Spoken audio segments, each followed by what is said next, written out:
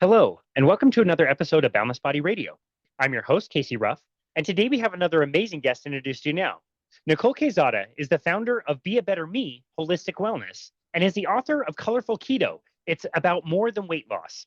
As a passionate health and wellness advocate, Nicole is dedicated to helping others transform their lives through the power of nutrition and sustainable lifestyle changes.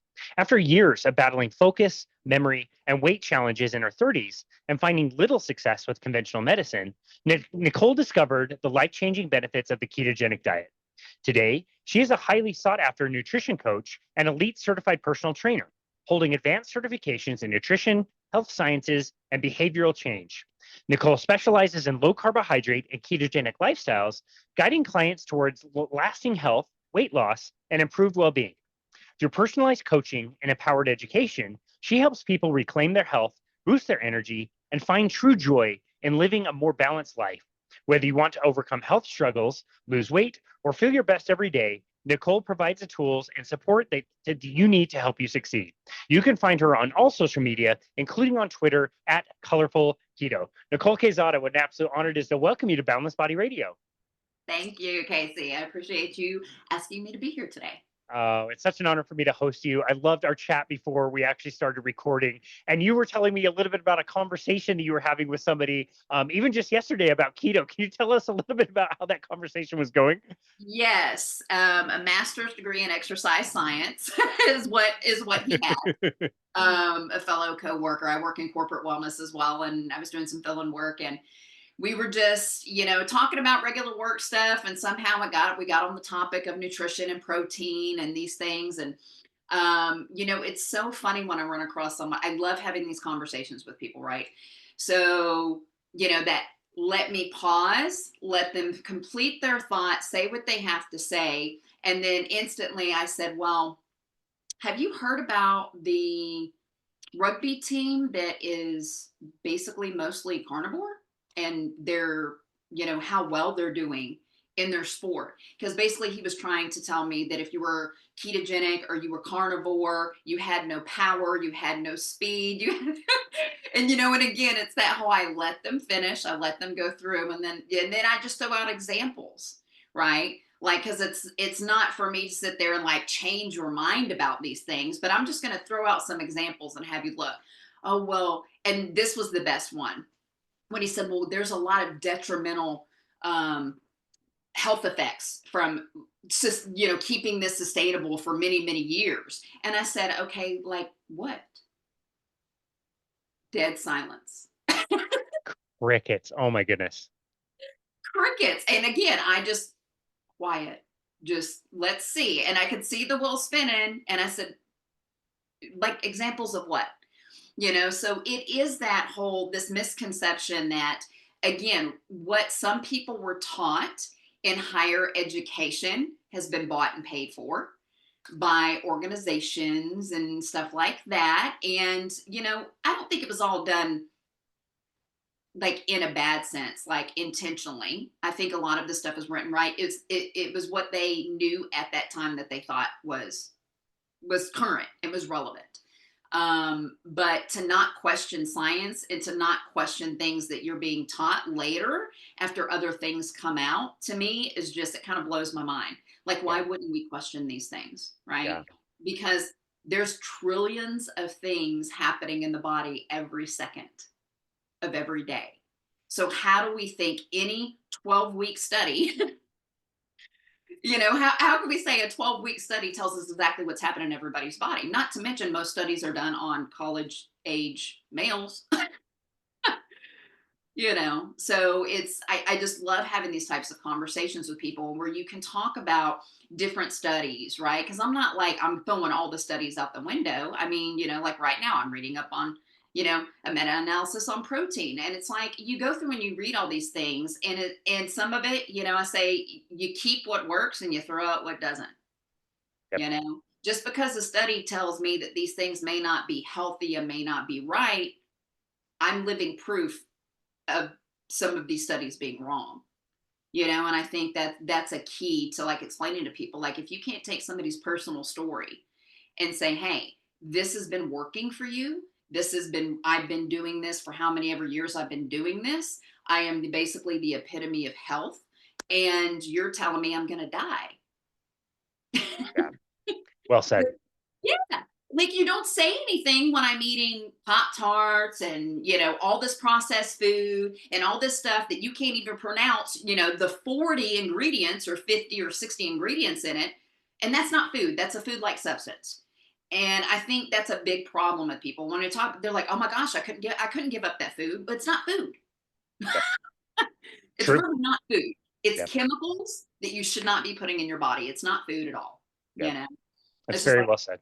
yeah, it's like explaining people what a bliss point is. Most people have never heard that term, and I simplify and say it's literally sugar, salt, fat, and all kinds of man made chemicals that are put together to make your dopamine centers fire up, just like cocaine, alcohol, all of these substances that are horrible for us. It's the same thing, just in a different form. All right. Yeah, totally. Yeah, that's very well said. I really appreciate that. You mentioned kind of the unintentionality behind how some of these things got established. I'm just re-listening to Gary Taub's recent book, all about diabetes, rethinking diabetes, Yes, and I haven't read that one yet. It's on my list. it's so good. He's just the best. He's such a good Yes. writer. And yeah, he takes you back in history, and you kind of realize like diabetes is on the rise, and doctors were figuring out that if they gave people low carbohydrate diets, they could really help at least manage the disease until the 1920s. And we invented insulin, and we started giving people insulin. And now it was like a choice between like, okay, do we want these people to be on restrictive diets, or can we just give them insulin and insulin's going to take care of it, without realizing what is the long-term effect of dosing somebody with insulin? Is like, 20, 30 years later, all these people are dying of heart disease and all kinds of other issues. They didn't know that initially. And so, yeah, it's understandable that they would go there, but it's also so frustrating because I think of you as somebody like me, we discover this message. It's contrary to everything we've ever been taught.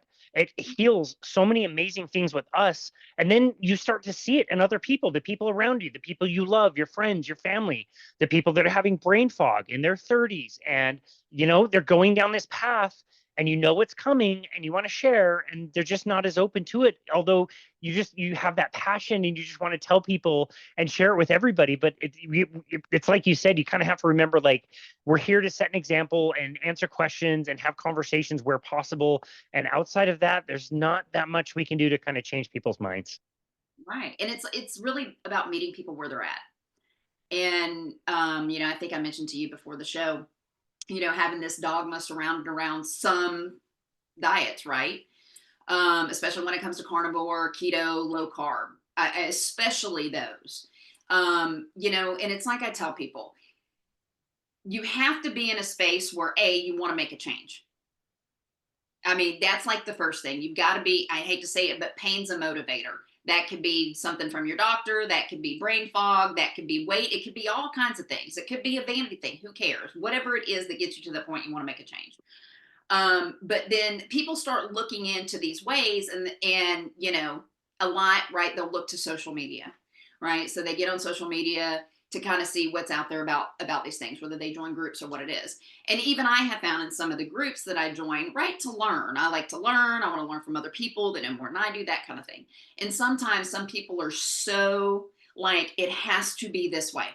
Like there's no gray area in this. You're either keto or you're not. You're either carnivore or you're not. And I think it really throws some people off. And I hate that. I hate that. So when I talk to people about this, I say, well, just start where you're at. For you, that could mean, how about we just increase your protein? We're not going to talk about keto. We're not going to talk about a diet. Let's just talk about trying to make some changes in your life that you can start sticking with, and then go from there. If you decide later, because of course I say, yes, I'm a low carb advocate. Absolutely 100%. I practice the ketogenic diet. I tell everybody because it changed my life, right? So I'm going to be honest about that. But I also don't, I have some clients that will come to me, or like I'm having a meeting with them and they'll go, well, I'm not going ketogenic. And I'm like, well, nobody asked you to. Like nobody asked you to. You came here because you told me you feel like crap, you sleep like crap, you have no energy. You're telling me all of these issues that you have, and you're coming to me and telling me you want a solution. Okay, so my solution for you is to meet you where you're at, and let's talk about some steps to get you where you want to go. Okay, so my solution for you is to meet you where you're at, and let's talk about some steps to get you where you want to go. Okay, so my solution for you is to meet you where you're at, and let's talk about some steps to get you where you want to go. And let's talk about some steps to get you where you want to go. right? And you're going to fail. You're going to suck at it sometimes, right? I mean, that's with anything in life. Like, I am not perfect. That's why I say I'm low carb keto, because I'm not ketogenic all the time, right? And I'm not going to have this fallacy that I am, because I'm just not. But I know I feel my best. I think my best. I have depression. I have less fog. I have less of these things when I eat this way. And I thrive off of this.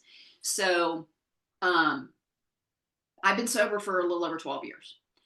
And when all of this stuff started happening to me, when I started having the fog and I started having the issues, I mean, at the time I was working in real estate, I was working in live production, I had all of these careers going and very busy, 60, 70, 80 hours a week, right? I'm naturally hyperactive, which is good.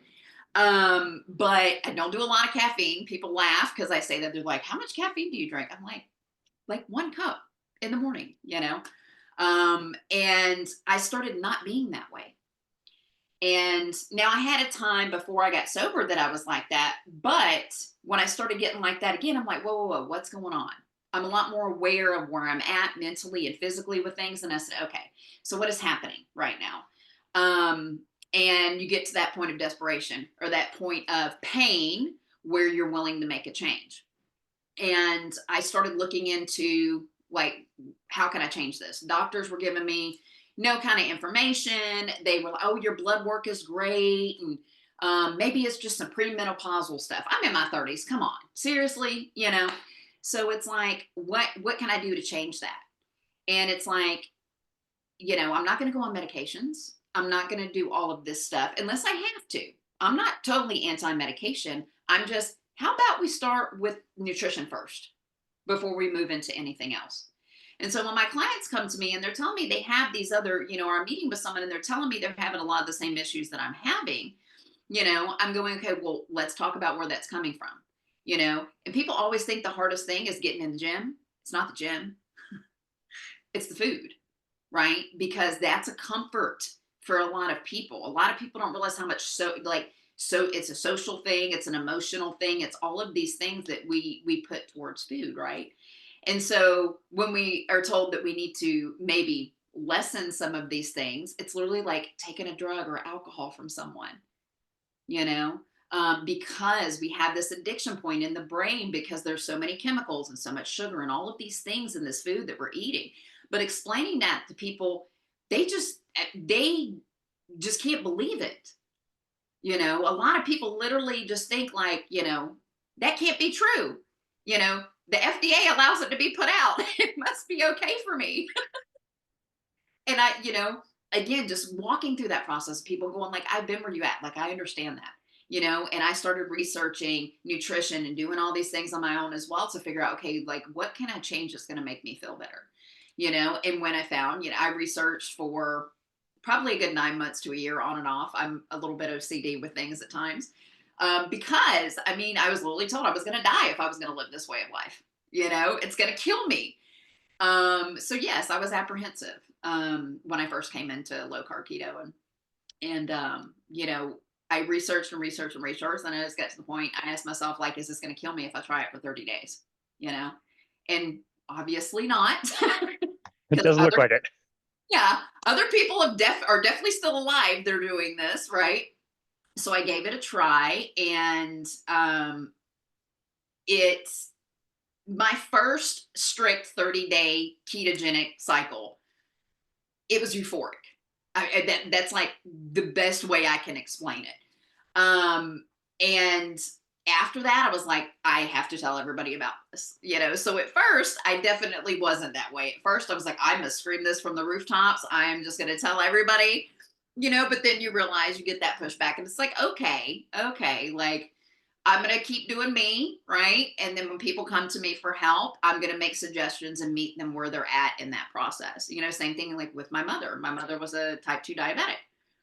And, you know, I didn't say anything. I just kept, she saw the change in me. She saw the change in the way that I ate. She saw the change in my mood. She saw all of this stuff herself. And then when she was pushed to the point by a doctor she had to lose weight before she got knee surgery. And she needed to lose weight quick. She needed to lose 20 pounds. So then she's like, all right, I want to try this keto thing. Different motivation, right? But brought her to this point where she was willing to try it. So we tried it with her. She lost 20, like 24, 25 pounds in the time that she needed to. She was only on keto, not even a full 6 months, completely reversed type 2 diabetes. Wow. Okay. So that was when she was 42 or 43. She is about to be 78, still in remission. She has not been ketogenic since that time. She has been generally low carb, except for dinners because I always cook, so she has to eat my way.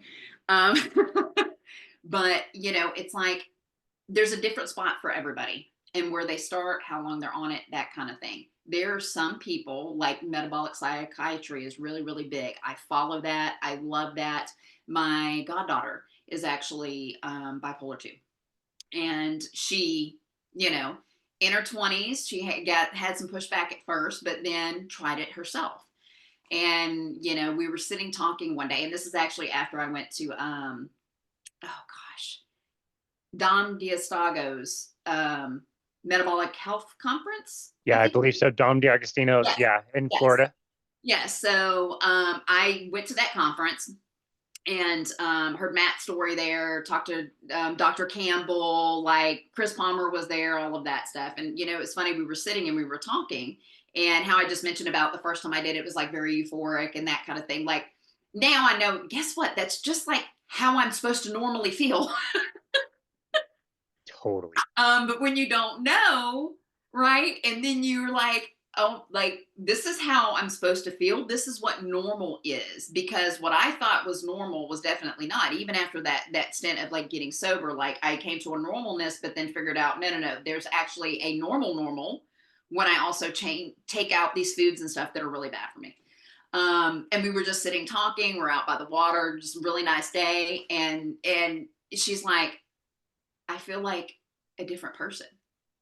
Like I literally feel like I can feel the sun on my face. I'm more aware of like what's around me. Like that is powerful. And like trying to explain that to someone who hasn't tried it yet, sometimes I think you're a little weird, but it's the truth. Like this way of, and I don't even say this way of eating, like it's just this lifestyle. That's what I try to tell people. It's a lifestyle change. And once you get into this lifestyle and you see and you feel like so much in your life changes.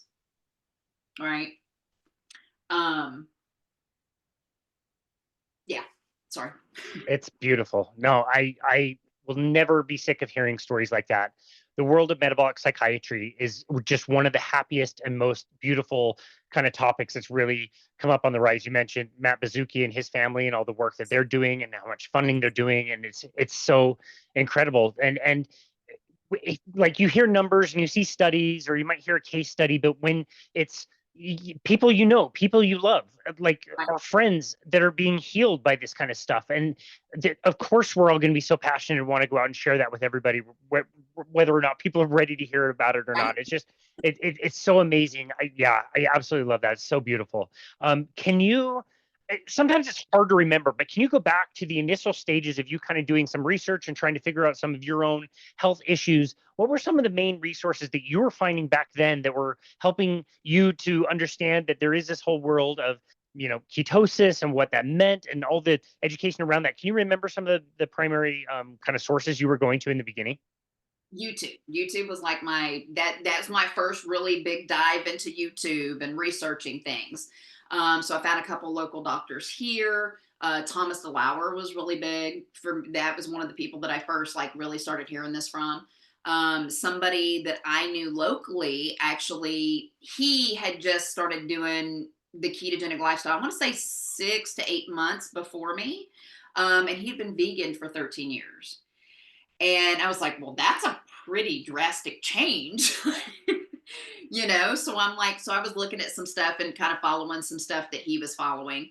And then it's like I start hearing these keywords like, well, what does ketosis mean? What does keto mean? So it really kind of set me down this path with different, and a lot of it at first was kind of, I say like European doctors and stuff like that. So I just kind of kept watching these clips and listening to this audio stuff. And then I would look up, this is the first time I ever got into PubMed or did anything like that. Now, mind you, I was not into health and fitness at this time at all. So I was in a completely different career. Um, and I decided to take a break from that career, which is kind of funny. It turned into retirement because COVID hit in 2020. But it was a blessing because I do what I do now. But all of this led to me, the research and all the stuff led to me figuring this stuff out. Stephen Finney was another one that I came across, Jeff Bolick. So these are all people that, Eric Westman. So all of these people were people that I'm like these guys are serious. Like they've spent like their entire lives researching this. So there's got to be something to this.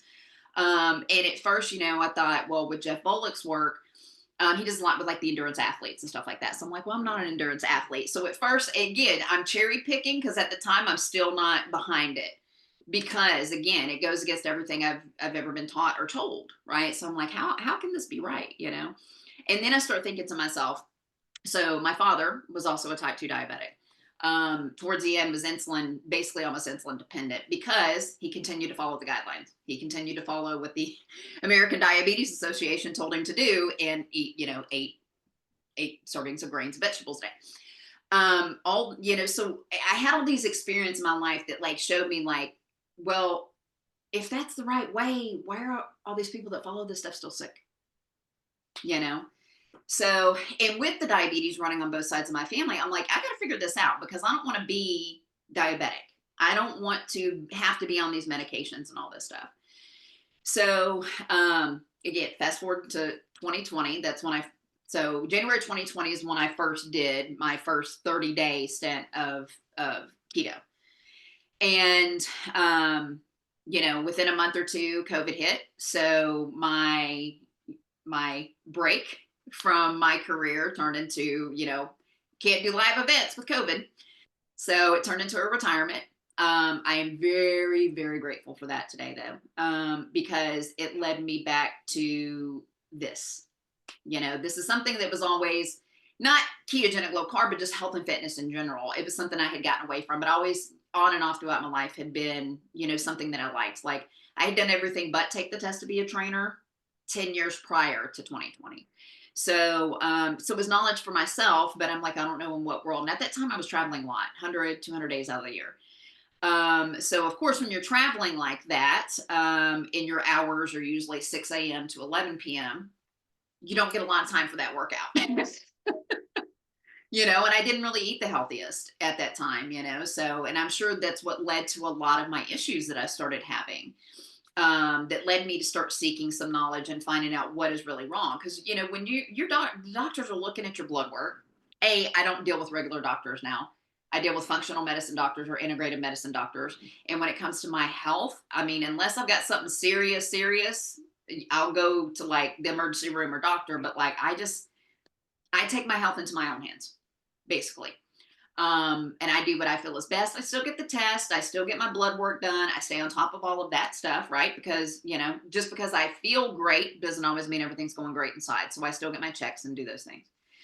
But so I'm kind of talked in a circle there. So coming back to January 2020. So I did my first stint and got into ketosis, felt this euphoria and was like, wow, this is awesome. And I was like, now I really want to dig into this. Now I really want to know, like, scientifically. And I say ketosis turned me into a nerd. Because I literally like do this stuff all the time. I'm always reading stuff. I'm always looking at studies. I'm always listening to podcasts. I'm always listening to YouTube stuff. Like like all of my social media feeds is like you and many others in the space, and then, I started getting certifications. I'm about to go back to school probably for biology. I'm in my 40s and I'm like, this is how much of a science nerd I've turned into. Like, I literally have a college biology book that I look at. Like, it just really, it opened my mind to a lot of things outside of just nutrition, right? It opened my mind to what's going on in the body that causes these things, or doesn't cause things, before we started talking, we were talking about Nina Tetcholz. Love that lady. She is a phenomenal human being. Her book, The Big Fat Surprise, changed my life. Gary Taubes too. We were talking about him as well. Many of his books also changed my life. Dr. Stephen Lestwig, like there's all of these doctors that once you start getting into this and just keep going, like there's just more and more and more. And it's like, there's so many people out there that have been studying and doing this for so many years. How come we're not hearing about it as much? Now, today we're hearing about it a lot more, but even, 6 years ago when I started researching this, I mean, we've come a long way from 6 years ago in this space. The amount of conferences, the amount of people out there, low carb USA, like, you got Tim Noakes, like there's just so much out there, so much information about this way of life. And, we look at our stats for the US since like 1980, our obesity rate they try to say it's only like doubled, maybe, no. Like, you look from the 1980s to today, like we've almost quadrupled. 90% of the US is metabolically unhealthy. A lot of people don't want to talk about the fact that, again, COVID was terrible, terrible. A lot of people that got really, really sick and some that even died, a lot of people are like, well, they were healthy. But were they? And I think some people feel like a little taboo to like say that or like question that, but it's like, let's really look at, were they really healthy? I mean, what do we consider healthy? I think that's a big question. I think that's a question that really needs to be posed to people. Like, and there's some people out there, granted, vegan and vegetarian, that appear to be very healthy. There are some bodybuilders that are vegan vegetarian that seem to grow muscle and be that. And it's like explaining to people that if that way works for them and they're healthy and they feel good, great. Who am I to say other words? It's not my place to go tell them they should do anything different. My place is if you come to me and ask me how I lost 40 pounds without doing a lick of cardio, none, zero. How mentally I've changed, how physically I've changed, how I'm building muscle, an insane amount of muscle for my age, ketogenically, no carbs. I say no carbs. I usually stick between 20 and 30 carbs a day. Every now and then I go off and go over that. Some days I may have 10 or 12 carbs. You know what? I feel great. And some people just cannot wrap their heads around that at all, and pointing out to people, like one of the things you and I were talking about, the book that I wrote. So I have this little guy here. And I say little guy because I wanted it something where somebody could pick it up. One of the things that frustrated me the most when I started on this, like finding books on the ketogenic diet. I love Nina. I read her whole book, but it was thick. And there were several other books, like the Ketogenic Bible, like all of these. I mean, it's a lot for some people to sit down and dive into those kinds of things, right? So I wanted something, literally, it's 90 readable pages for someone. I'm like, if you literally just want to, it's just a quick, I couldn't find this. That's why I wrote it, is because I couldn't find a simple thing that says, well, why would I want to do it? Is there, again, it's not a recipe book, but it gives people some ideas of things, there's a big debate now about calories in, calories out. Do they matter? Should they matter? I think that's a good debate. I think it's different when you're on this side of the fence, for sure. But I've also worked with people doing a very regimented cut, whether they're bodybuilding or getting ready for different types of shows. And if we're not monitoring calories, we can't see where that's going. So I think it depends on the context, what you're doing, where you're at, I'm sure, with Keto Greg, Keto Savage, right. So, again, both bodybuilders that are ketogenic, So there's a lot of misconception that you can't build muscle when you're ketogenic or you're carnivore. And I'm like, that's complete BS. Yeah. Here's an example. Just go check them out. Robert Sykes is Yes. building muscle, let me tell you. Yes. Yes, absolutely. His goal was to be the lowest body fat percentage ever, and I want to say he achieved that at like I don't like 4 or 5%. I think this last time when he competed earlier last year. Pretty low. Yeah, it was Yeah, it very was low. insanely low, and I mean just massively built. So there's all these misconceptions, right? Or all these things that I like that. Like for instance, for you, like how do you feel about the calories in, calories out? Oh, are you asking me questions on my own podcast? What is I this? Oh am. my I'm just gosh. curious. Ooh, I thought your explanation on that was spot on. I don't know that I would have much to add or contribute to that. I think it's a factor for sure. And people like Robert is a really good example. Like he shows that it is, and he's very transparent about his weight, his body fat percentage, in his weekly newsletter when he's doing cuts or when he's gaining. He talks about all the different things that are happening physically with him, pros and cons. And some are cons. Like to cut that low, there are things that you're going to sacrifice, including things like sex hormones or whatever. But that he can, as an example, that he can modify his weight and body fat percentage so much by eating the same diet and just have more or less of the same foods. I'm with you. I think they are a factor. I don't think they're the primary factor. And I think that when people have the idea, when that's the focus, they're thinking calories in, calories out, it's going to lead them down a path that's then going to change the numbers to work against them. So it's not that they don't matter, but it's going to shift your thinking and again send you down the wrong road. That's then going to tank your metabolism and cause all kinds of problems on the back end. So I thought your explanation was perfect. I wouldn't change anything about it. It was great. Very cool. Just curious. I heard you on a podcast. I was like, I have to ask this question since I'm here. Put me on the hot Um, seat. right? I put you in the hot seat for a second. Exactly. Uh, that's amazing. That's funny you mentioned the pandemic too. And I agree. We've talked to several doctors at this point who have confirmed that fact that yeah, if somebody wasn't diagnosed with a certain something, they had something like for sure. It was just undiagnosed.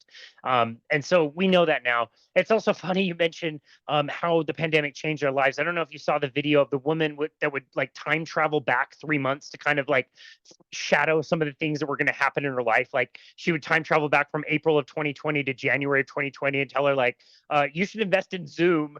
And January version of her is like, what's Zoom? What do we use that for? And like she was like, Right. maybe you should get a dog. And like, what do you mean get a dog? I've got so much travel coming up this month. And like future version of her just starts laughing. Like it definitely changed all of our situations. It's cool that you took that time to research even more and change your entire career and take lemons and make lemonade. You mentioned your book, which is beautiful, by the way. I really like it. How did you land on the title?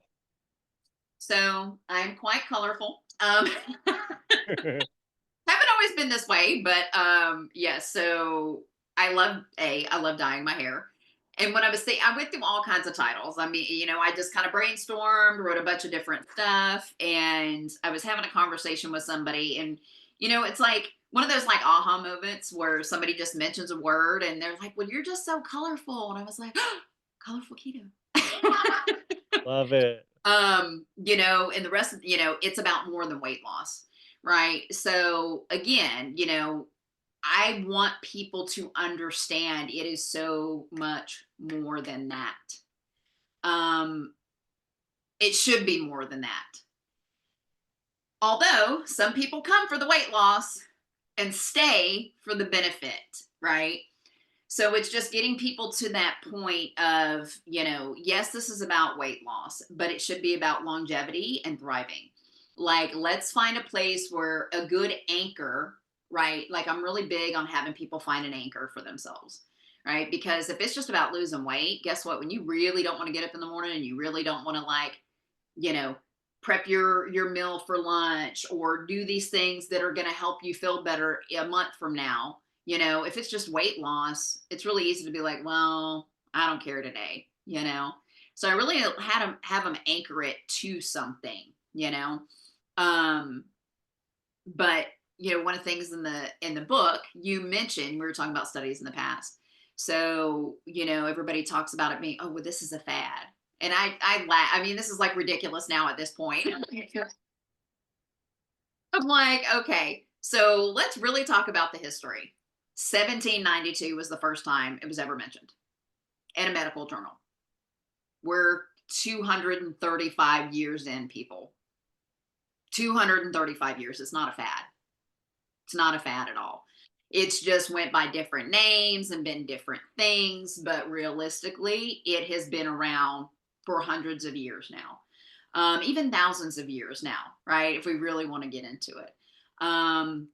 But people just, again, I didn't want to make it so sciencey people didn't want to look at it, right? But I had to have a short chapter in there to explain, like, literally, like, I'm not going to go through every single thing, but I'm going to go through a lot of the history of this is where we're at today. From 1792 to today, this is where we're at. If you want to talk about documented, undocumented is stuff before that, right? We know creatures walking the earth years ago. But no, documentation, yeah, 235 years plus at this point, Yeah. you know.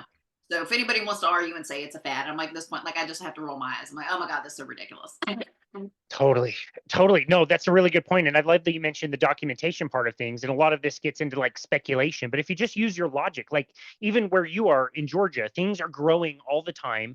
There's still, I've been to Georgia in the springtime, and there's not just like vast amounts of food and fruit and grains everywhere for you to eat. There's just not. There's a lot of plants, and it's very green and insanely beautiful. But like you just don't have access to that kind of stuff in nature the same way that we do today when we're producing foods in factories. It's just not possible. So again, it's a little bit more speculative, but like if you think about it, like, no, this is not a fad. This is our birthright as humans. Every species has stuff that they can eat and stuff that they can't eat. And if you just extend that thought to humans, it makes sense that, like, yeah, thriving, feeling like you've got energy, and being free of chronic disease is your birthright that you should have access to every single day, that's getting goofed up by all this processed food and sugar and all the seed oil and all the crap that we eat. It sucks.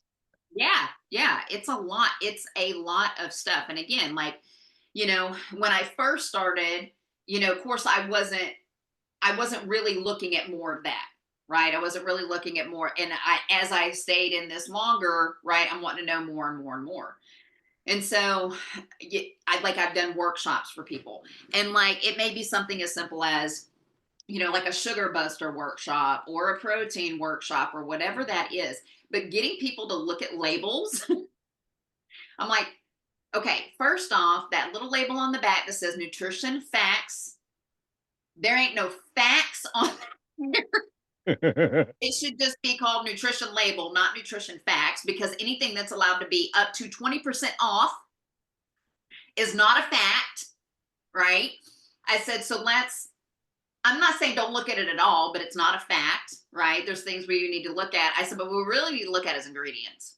That's what we really need to look at. So it doesn't matter what kind of workshop that I'm doing and I'm talking to people. I'm like, that's what we need to be looking at.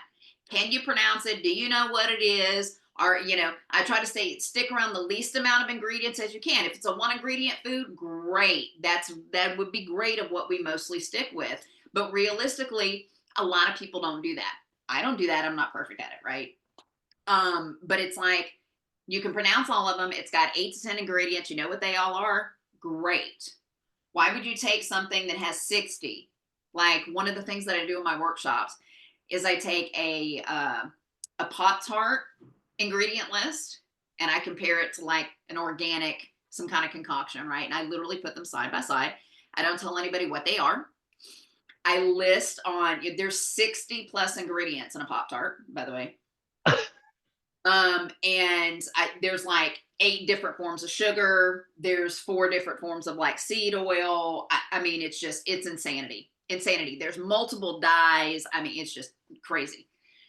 So when I start looking at them, and I'll never forget this one workshop I did. It was kind of small, only had like 6 people in it. And I'm going through and I explain it. So I let them guess what it is. I'm like, I'm going to give you guys a guess. You tell me what you think that label is. And I'll give them a couple minutes, and you'll get people start coming answers. Nobody ever figures out the answer, by the way. And I was like, well, it's a food that people often feed their kids or their grandkids. And then they're like cereal, so they start, I said, you're close. And then I'll tell them it's a Pop Tart. Now, again, I only got 6 people in the room. Out of the 6, 5 jaws dropped, right? One of the ladies literally tells me, she goes, "Oh my God, that's it." And I said, "What?" And she said, "My husband has a Pop Tart 2 to 3 times a week, and it's like a 5-year-old child with ADD." And I mean, but like just the look on her face when she was just like, that's what it is. And I was like, exactly. Why do you think so many people that feed this stuff to their kids, a lot of kids don't have ADHD. They have sugar overload. And like getting people, like, I love that when people get that aha moment where they're like, it's that thing. Oh my gosh, I'm not going to let them eat that anymore. And like that's the kind of stuff I really am passionate about, is like, being able, even if somebody comes in and and I say, no matter what I do, what kind of class I take, what kind of book I read or whatever, if I just get one thing out of it that makes me, give me that aha moment, like it's worth it to me. So that's the stuff that I really love, is when people have that moment, where they have that light, they have that aha, whether it's physical or mental. When I'm working with somebody with weights, oh, I'm using the 7.5 pound weights, and I just laugh. How about we try tens? And then you see that look on their, like, I don't know, that's too much. Just give it a try. Right? Like, I really love that. I really love to see people overcome physical and mental stuff and have these aha moments, because it reminds me, like, if I wouldn't have had my aha moments, I wouldn't be where I'm at today. That's amazing. Nicole, we've worked for years around here to get Pop Tarts to be the title sponsor of Boundless Body Radio. You just completely ruined that for us. Thanks a lot. That's amazing. I love that story. I love that too. Whenever I do workshops or seminars, and like pointing out that, like, we changed our diets, our dietary recommendations in the 1960s to prevent heart disease. What's the number one killer of Americans today? It's heart disease. It didn't even do the one thing. Not even the one thing, and we have all these other problems. So yeah, I love when people kind of connect those dots, and it's cool that you help to be able to do that for them. You're a total pro at this, so I have to ask, for somebody who is coming to keto for the weight loss, they've got the wedding, they've got the event, they're just thinking like, I want to do this for the 20 or 30 pounds. How do you help them shift the mindset to get them into thinking about this as like, no, we want to do this as a long-term thing. It's totally safe and normal to do this. This is not a fad. This is something you can maintain for the rest of your life. How do you help people with the mindset and the also like practicality of doing that? And like I said, you're a total pro at this. And so, first off, I got to find out where they're at, you know? So, the first thing I make them do is track. Most people don't track. And I know that's really hard to get clients to do that sometimes. But I tell them, I said, look, this is not forever, right? Because I don't believe all people need to track food. I just don't. I do religiously because I bodybuild. So, that's a different story. But it's like telling somebody, what what you don't take inventory of, you're not going to be able to really to improve, right? So I explained to them, if you don't know what you're putting in, we don't know what we really need to start taking out. So that's the first thing. That's the fact finding, where I tell them, okay, I want you to do this. I say 7 to 10 days because I'm going to get a good 3 days out of it probably. And so start there with that, right? Because in the beginning, like, I know I have all kinds of passion for this. I could talk about all the ways it's changed my life and all of this stuff, but some people are just not going to believe it. I didn't believe it at first. So I just remind myself of that. While I'm still enthusiastic about it, I say, before we even talk more about, that's great, you want to do that. Let's get the facts. Let's see where you're at. And then let's talk about some sustainable changes. So what I always go through with them is I say, okay, so the first week, always water. Water and protein are always my first 2 things with people, right? Because those are the 2 most needed things of the body. Water, protein. Let's start there, right? The third thing that I do with them is that let's lessen processed food. Period, point blank. I don't care how you do it. You're eating 4 bags of chips, let's hit 2. So it's finding those ways. Usually by the 2nd to 3rd week, once we've minimized some things, 9 out of 10 times, they're already seeing and feeling something different. Whether that's, I got a little more energy. I wanted to take a 10-minute walk today, Nicole. Okay.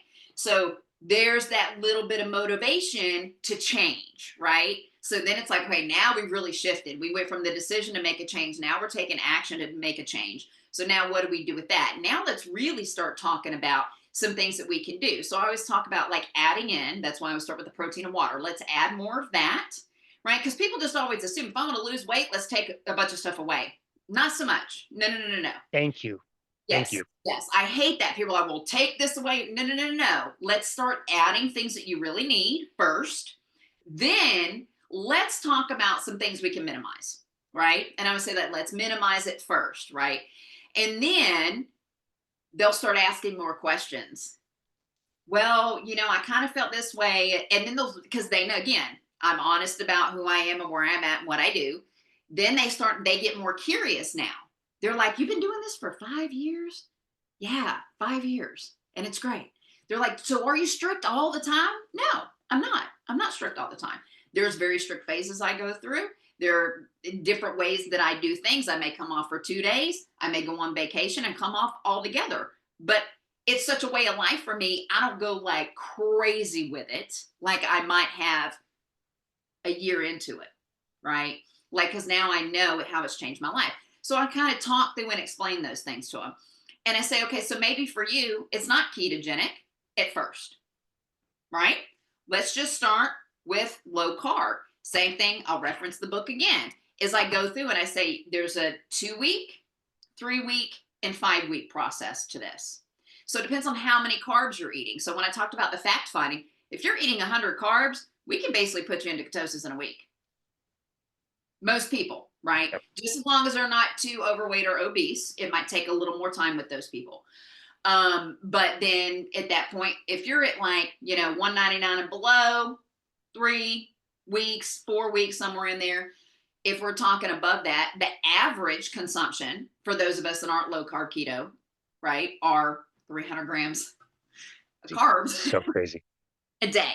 So realistically, if somebody is eating 300 carbs a day, we know they've got probably a lot of other inside issues, right? I stay in my lane. I know what my profession is, but I'm just saying, we know from our experience and our knowledge that probably some insulin resistance going on in there.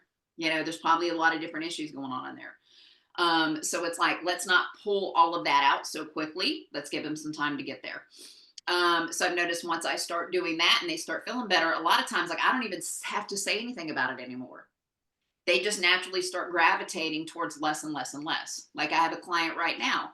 Initially, she went through this phase. She was like, well, I want to be low carb, but I don't want to be keto. And I was like, okay, right? Whatever you want to do. It's about your life and what you're willing to do, right? So, we've been working together for a couple years, training, doing different nutrition stuff. And then she decided, and again, I'm not here to convince you, I'm just an example of what I do in my life. And all of a sudden now you want to start doing this. So now you're doing it. It's like, I've never felt better in my life. Exactly. I didn't have to push you. I didn't have to convince you. I just started making little incremental changes. We added in some stuff. Then we start taking away a few things. I start getting you to eat more whole, real food, period, point blank. Then we start talking about reducing some carbs and adding in some supplementation. I'm not a big supplementation person, but let's be serious. There's a lot of stuff that is not what it used to be 50 years ago when it comes to our soil and things of that nature. So, plus life, we could talk about all day about all different factors in that, right? Sodium being a big one, I love that, the number one thing sodium does is regulate blood pressure, but let's tell people, oh my God, you got high blood pressure, stop eating sodium. So dumb. So dumb. So dumb. So I tell people, well, if you're eating a lot of processed food that has a ton of sodium in it, yes, that's a problem. 100%, and it kills me. I'm like, why can't they just say stop eating processed food? No, let's stop eating salt, but it helps regulate that. Funny how that happens. So, let's do some minerals. Let's do some sea salt. Let's do some pink Himalayan salt. Magnesium. We could talk about that all day too. Like we are so short of magnesium. Plus, when people eat carbs, they ingest a lot of carbs. It keeps us from absorbing the magnesium. So even if you're taking magnesium, if you're eating a lot of carbs, you're not getting that absorption of the magnesium, which is an issue, right? Yep. Good point. So I talk to people about that too. And I always start with one thing, right? So those are some things. I talk about omega 3s, which are huge. I do 3, 6, and 9. I do a mix for myself, right? Because I'm ketogenic. I'm not getting all the sixes from all the grains and all the nasty stuff, right? And vitamin D. So vitamin wise, that's something that, again, I talk to people about. I give them, here's the resources, again, not a dietitian. I stay in my lane, but I just speak from my experience and what's helped me, and kind of point them in those directions. So, again, talk to your pharmacist, talk to your doctor, make sure it doesn't interact with anything, because I've also had clients that come in and say, I want to get off these medications. I don't want to be on them anymore. Okay. Well, we're going to work in conjunction with your doctor, right? Because again, I'll stay in my lane. But just discussing, well, when you start doing these things, right? If you want to be off those medications, then you have to start making some changes, right? First thing, let's start with nutrition. Let's start with movement. Some people are amazed when I tell them that I may not want you to work out at first. If you have no energy and you feel like crap, why am I going to ask you to work out? And if you hate working out, why am I going to ask you to do that? Yep. You know? So, because I used to hate it at some point too, and I love it. But it's like, let's start with diet stuff. Let's start there first. And then I have other people that come in and they want to start exercising first. They don't want to make the nutritional changes. So again, it's about meeting people where they're at. Okay. You don't want to make the nutritional changes. Okay. Like massive nutritional changes, but I can get you to drink some more water. I can maybe get you to track protein, maybe not all the things, but maybe we can talk about tracking the protein to get that protein level up. Right. And get them working out. That maybe where I get some people that are ready to do that and they start working out. So either way, somebody can start having better energy, as you know. Sometimes it is that nutrition piece, sometimes it's the working out piece. But it's just meeting them where they're at and getting them to that point. And I've just found once they get to that point and they start feeling better, they tend to move in the direction themselves because they start feeling better. I think one of the hardest things for me in doing this, because I am so passionate about it, seeing those people that start doing really, really good, right? And then they fall like, problems with the family's not on it. I know that's a big issue for a lot of people, so I try to address that as well and ask them what kind of support do they have. Is there something in the house that, and I think we all have those foods. I still have it, like Reese's cups. I'm just saying they taste different now than they did 20 years ago. But when I first started doing this, like I don't keep that kind of stuff in the house. Not that I really did before, but there's just certain things like I know if I have that weak moment, I'm not going to have that thing in the house, So it's like preparing people for these things, trying to make it, I don't want to set them up to fail by not giving them things to do inside the house that's going to help them, you know. So some people just don't have that support and it gets really, really hard, you know. Yep. But just trying to give them as many tools as I can, um, to help them through that, to help them figure that out. How can you make that work with the family? Do you have to cook a separate meal? Do you food prep your stuff, have your stuff ready, and then you cook for the family and do those things? Can you find sufficient substitutes? Like I tell people, like, I don't condone lying, but if you don't always have to tell them what's in what you're cooking. Good point. If it's good, they'll continue to eat it. At some point, if you finally tell them what it is, again, I've done all of these little tricks myself with my mother sometimes, and again, some people will go for it, some people won't, and some people, it's almost, and maybe you just need to be an example for somebody else. Yeah. And I love when there's somebody else in their family that will, oh, well, you're looking good and you sounded better, and it to like get, and they come and go, well, so and so told me and this is a good one too. I love when I'm working with somebody and they're like, Nicole, I gained 2 pounds. And I'm like, yeah, let's put you on an in-body scanner and see what that looks like, So because weight is subjective. When we don't know what it is, what is it made of? Let's look at your lean muscle mass. Let's look at all of this stuff. So when we put, and I love it when it's like, oh, but you've lost 4 inches around your body. You've gained 2 pounds. Guess what? You've actually gained 3 pounds of muscle mass. Yep. Right? So it's that and I explain to people about recomposition. I always tell almost everybody that I work with, without fail, I said, you're probably going to see the scale go up a little bit first. The way that I work with people and work through the transition that I do, we're probably going to see it go up first, right?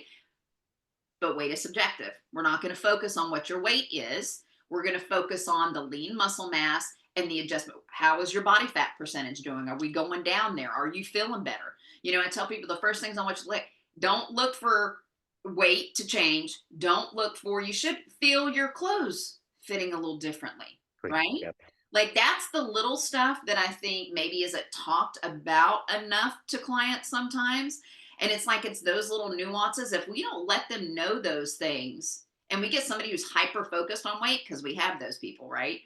And we don't tell them about the better clarity, the better sleep. Like I always ask people, they kind of look at me weird when I ask them, I say, well, how do you sleep? How many hours of sleep do you get? And somebody said, oh, I get 7 or 8 hours. How do you feel when you wake up? And they kind of look at me. What does that have to do with me working out or losing weight? And I'm like, it actually has a lot to do with you working out and losing weight, honestly. So it's letting them know that this is way more than weight loss. Yeah. This is so many things that can help you function in life and show up so much better in life. I absolutely love that. That is so well explained. And I love how many really good practical tips that were in there, including what I thought you got the order of perfectly right, which is like add some things in, add in the protein, add in the water. The protein is going to make you feel satiated. It's going to be much easier to reduce some of the other processed stuff later on. We don't need to focus on that from Yep. day one. Focus on getting more of the things you're already doing. People are probably already doing some good things in their diet. They Oh, just need to realize what those things are and do those things more, and everything else will fall into place later on. I love that. yeah. Yeah. For most people, it really does. It really, really does.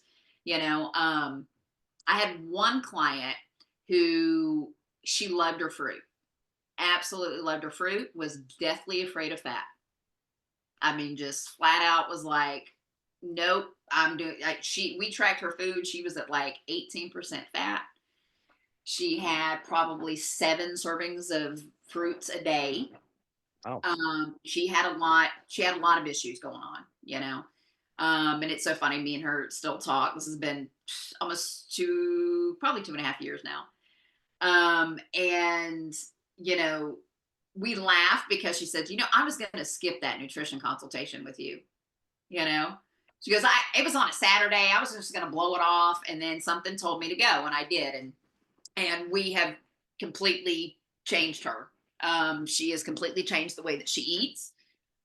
She stays around 70% fat now. She was deathly afraid of fat. Like, again, it was just ingrained in her that she should be that scared of fat. Again, mother was the same way, all of these things. And I told her, I said, well, I'm not saying you need to cut out all the fruit. I'm just saying, why don't we, again, for her, it was increase that protein and increase some fat intake. That was let's add in some nuts. Let's add in some fattier cuts of beef, because she was only doing so she was only doing chicken and white fish, and like that was it. So it's getting that more meat into her. So she was like, and again, I love this. She comes to me one day, she goes, I feel great. I don't think I've ever felt this way. Like, I love that, right? I love hearing that from my clients. And she went from somebody who was deathly afraid of fat to just, again, she stays between 60 and 70% fat in her diet now. And she knows immediately when she goes off. Now she's gotten to that point where we had significantly cut back on fruit for her, but fruit was that she really loves fruit, right? So, and I told her right off the bat, and I said, well, everything that you're telling me, I said, we're going to start reducing some of this though, because you're telling me you have these issues. So let's see if reducing some of it will make you feel better. So we reduced quite a bit of it. And again, I asked her to reduce something. She started reducing it on her own because of the feelings, right? So she reduced it more, reduced it more. Now she came to a point after about a year and a half, she introduced a little more into her diet. But at that point, she was metabolically more stable. And I say that she was metabolically more stable because she was also working with some doctors on some things in her health. So there was a lot of stuff going on there. There was a lot of tests going on. Again, not going to totally get into her personal story, but there was a lot of stuff going on too. So, she was able to add those things back in, and it hasn't messed with her, right? So there's always that too, because I have some people go, well, am I going to never be able to eat this thing again? And I don't like the whole never indefinite type of things for people. I don't do well with them. I just, I think it's better to try and let's talk about what we can do today. yeah. Let's talk about, what's going to help me feel better today in this short interim. And the future is the future. You know, some people are metabolically fine. Some people are metabolically healthy, and adding those things back in may not be an issue for them. But in all honesty, there are some people that are so metabolically unhealthy that some of those things might not be an option for them. They might have passed that point where their system is just so overloaded and has been so bombarded for so long that they may not be able to add a significant amount of those types of things back into their diet later on, you know? And that's between them and their healthcare provider, hopefully a Yep. functional medicine or integrative medicine doctor for whatever that is, right? To figure that out, their health coach, whatever, all that team to get together with people. You know, I think that would be, you know, one of my big suggestions as well. I tell people, you know, if you're going to a doctor that is I'm just saying 6 hours to 6 weeks of nutrition, that's all they get. I mean, the most I've ever heard is 6 weeks. Most of the time it's 6 hours. So I just simply say, why would you take nutrition advice from your doctor? And it's probably the wrong information they're getting anyway. Exactly. It's what they were taught in school, right? Which we all know is wrong, which is why I love nutrition. I'm passionate about it. I'm not going to go to school for it. I'm not going to pay $30,000 to be told a bunch of stuff. We know it's not true. So I was telling, like, get a functional medicine doctor, get an integrative medicine doctor, right? If you don't feel good, you know your body and your mind better than any doctor does. I don't care how smart they are. I don't care how much schooling they have. You know you better than anybody else. And if you don't feel good and you're telling your doctor you do not feel good and they're just throwing you off on some diet or, you know, kind of overlooking you, find a new one. Because the longer you wait, the longer you're going to suffer. So, and I even tell people, you know, they come to me and say, well, my doctor said this, my doctor said that. Again, try to stay in my lane, but I'm going to point you in a direction that is, I'm going to give you some things to do here. But what I'm going to tell you is, if you really care about your health and longevity, you need to find a doctor who is going to listen to you. Right? Because if they're not going to, you need to find somebody else. Plain and simple. Because there's only, again, so much I can do in my lane and then refer out. Yeah, wow. I absolutely love that. Nicole, I have had such a great time chatting with you. My second to last question to you is, can we host you again on another show that we can go into a little bit more detail on some of the stuff that we talked about today and actually hear a little bit about your work with Metabolic Revolution as well, which I understand you've been involved with.